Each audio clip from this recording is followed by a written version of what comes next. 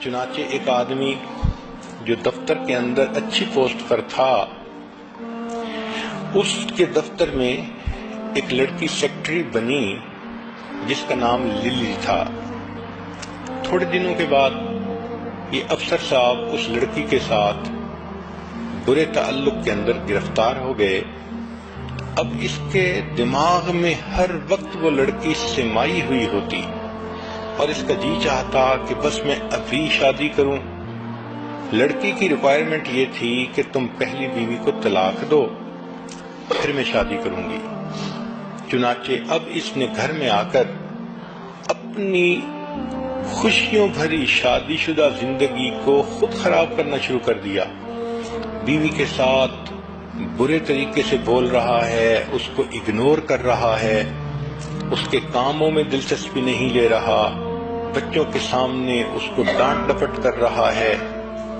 اب بیوی پریشان کہ اس کو ہو کیا گیا، یہ تو اتنا اچھا خامن تھا، اچانک کیا اس میرے اندر تبدیلی آ گئی کہ آنکھیں ہی بدل گئیں۔ چنانچہ اپنی طرف سے تو اس نے ہر ممکن کوشش کی خوش کرنے کی، مگر یہ بندہ تو خوش ہونا ہی نہیں چاہتا تھا۔ اس کی نیت ہی بد تھی، یہ چاہتا تھا میں اس کو طلاق دوں اور اس کے بدلے نئی چنچل اتنی خوبصورت لڑکی وہ میری بیوی بن جائے گی۔ چنانچہ جب خوب گھر کے اندر فساد مچا تو ایک دن بیوی نے اس سے پوچھا کہ دیکھو ہماری زندگی کے 25 سال اتنے اچھے گزر گئے، اب کیا مسئلہ بن گیا؟ تو اس نے کہا کہ اصل میں تمہیں طلاق دینا چاہتا ہوں اور میں اور شادی کرنا چاہتا ہوں۔ بیوی نے پوچھا کیوں؟ اس لیے کہ وہ زیادہ خوبصورت ہے، کم عمر ہے، نوجوان ہے، میں خوشیاں چاہتا ہوں۔ اب بیوی نے سمجھانے کی کوشش تو بہت کی، مگر خامن کے تو دماغ میں کچھ اور ہی شیطانیت بھری ہوئی تھی۔ اس نے کہا دیکھو مجھے تو طلاق دینی ہے اور تم سے جان چھڑانی ہے، اور میں اپنی خوشی کی خاطر دوسری شادی کر کے ہی رہوں گا۔ جب بیوی نے محسوس کر لیا کہ یہ بندہ اپنے دل میں ایک فیصلہ کر چکا ہے تو اس نے کہا کہ اچھا آپ کیا چاہتے ہیں؟ خامن نے کہا کہ چونکہ میرے پاس تنخواہ بہت ہے، مال و دولت ہے، میں تمہیں یہ گھر بھی دے دیتا ہوں اور میں تمہیں گاڑی بھی دے دیتا ہوں اور اتنا ماہانہ خرچہ بھی تمہارا میں طے کر دیتا ہوں، تم بچوں کے ساتھ اس گھر میں رہو، ان کو پالو، البتہ مجھ سے طلاق لے لو تاکہ میں دوسری شادی کر کے اس نئی بیوی کے ساتھ خوشیاں بھرا دن گزاروں۔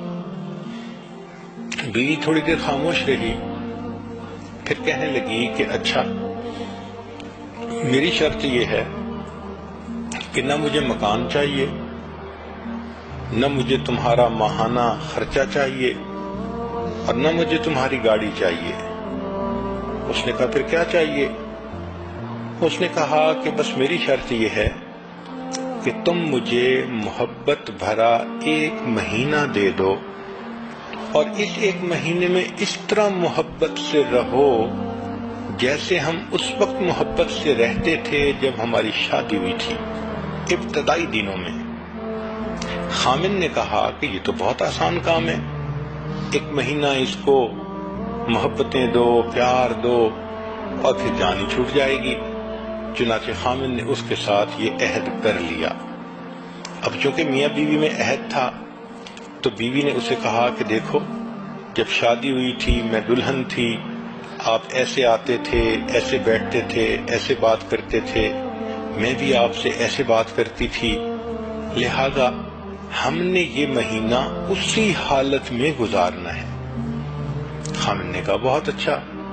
چنانچہ دونوں نے آپس میں خوب گرم جوشی کا اظہار کیا، محبتوں کا اظہار کیا، میل ملاپ کیا، باتیں کیں، بیٹھے، اور جیسے ہنی مون کا وقت ہوتا ہے دونوں نے اس طرح وقت فارغ کر لیا۔ اب جب کچھ دن گزرے تو خامن نے یہ دیکھا کہ یہ بیوی 25 سال پہلے جب میرے پاس آئی تھی اتنی خوبصورت تھی، اتنی سمارٹ تھی، اتنی اچھی تھی، اب 25 سال کے بعد یہ 5 بچوں کی ماں بن گئی، اب صحت بھی اس کی کمزور ہو گئی، کچھ بینائی بھی کمزور ہو گئی، بلڈ پریشر کی مریضہ بھی بن گئی، اب معدے کے السر کا بھی مسئلہ ہے۔ اب یہ بیچاری جب اکیلی رہے گی تو خاوند کے بغیر اس کی زندگی کیسی ہوگی؟ کیونکہ دونوں قریب وقت گزار رہے تھے تو خاوند نے ایسا سوچنا شروع کر دیا۔ تو پہلے تو وہ اپنے خیالات کو جھٹک دیتا اور یہی سوچتا کہ نہیں میں نے دوسری لڑکی سے شادی کرنی ہے، لیکن قریب رہنے سے محبتیں بڑھتی ہیں، اپنائیت ہوتی ہے، احساس ہوتا ہے انسان کو، جتنا بھی کوئی پتھر دل ہو اس کو بھی محسوس ہوتا ہے۔ چنانچہ 1 مہینہ جب قریب رہے تو آخری دن بیوی یہ ایکسپیکٹ کر رہی تھی کہ آج مجھے طلاق کا کاغذ مل جائے گا، لیکن آخری دن فلورسٹ کی طرف سے پھولوں کا ایک گلدستہ آیا اور اس گلدستے پر خاوند کی طرف سے یہ پیغام لکھا ہوا تھا کہ جس طرح میں نے محبت بھرا یہ مہینہ تمہارے ساتھ گزارا، میں زندگی کے باقی دن بھی اسی طرح محبت سے گزاروں گا، میں دوسری شادی نہیں کروں گا۔ تو یہ آپس میں ایک دوسرے کے ساتھ انویسٹمنٹ ہوتی ہے، محبت ایک دوسرے کی خاطر قربانی کرنے کا دوسرا نام ہے۔ اس لیے شریعت نے مودت کا لفظ بھی استعمال کیا اور رحمت کا لفظ بھی استعمال کیا کہ جب بچے جوان ہو جائیں تو اب میاں بیوی کو ایک دوسرے کے ساتھ نفرتوں کی زندگی نہیں گزارنی، بلکہ ایک دوسرے کے ساتھ احساس کرنا ہے، محبتوں بھری زندگی گزارنی ہے۔ اب بغیر ریٹرن کے دوسرے کو کچھ دینا ہے۔ اس لیے کہتے ہیں کہ you can give without loving but you can not love without giving. جب محبت ہوتی ہے تو انسان بڑھاپے میں ریٹرن کے بغیر بھی دوسرے کو محبتیں دیتا جاتا ہے۔ یہ جو گیونگ کی انجوائمنٹ ہے یہ کچھ اور ہوتی ہے۔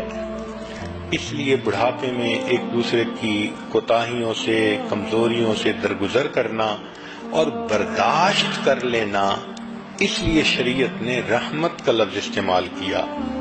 کہتے ہیں کہ a good marriage is the union of 2 فارگیورز، یعنی بیوی خاوند کی کوتاہیوں سے درگزر کرے، خاوند بیوی کی کوتاہیوں سے درگزر کرے۔ پھر شریعت نے کہا لِتَسْكُنُوا إِلَيْهَا، تاکہ تم سکون پاؤ۔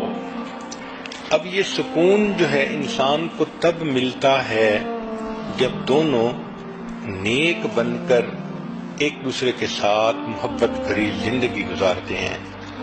یہاں بعض مفسرین نے ایک عجیب نکتہ لکھا ہے، وہ کہتے ہیں کہ عربی زبان میں ہر حرف کے اوپر ایک حرکت ہوتی ہے، ضمہ، فتحہ، کسرہ۔ ہم اردو میں کہہ دیتے ہیں زبر، زیر اور پیش، اور جس پر کوئی حرکت نہ ہو اس کو کہتے ہیں کہ اس کے اوپر سکون ہے۔ تو اس کا مطلب یہ کہ سکون زندگی میں ہو۔ گویا میاں بیوی یہ عہد کریں کہ ہم ایک دوسرے کے ساتھ ایک بندھن میں بندھ گئے، اب ہم کسی غیر کے ساتھ کوئی حرکت نہیں کریں گے جو ہماری زندگی کو خراب کرے۔ ہم ایک دوسرے کے لیے مخصوص ہو گئے ہیں، بکنگ ہو گئی ہے ہماری ایک دوسرے کے لیے۔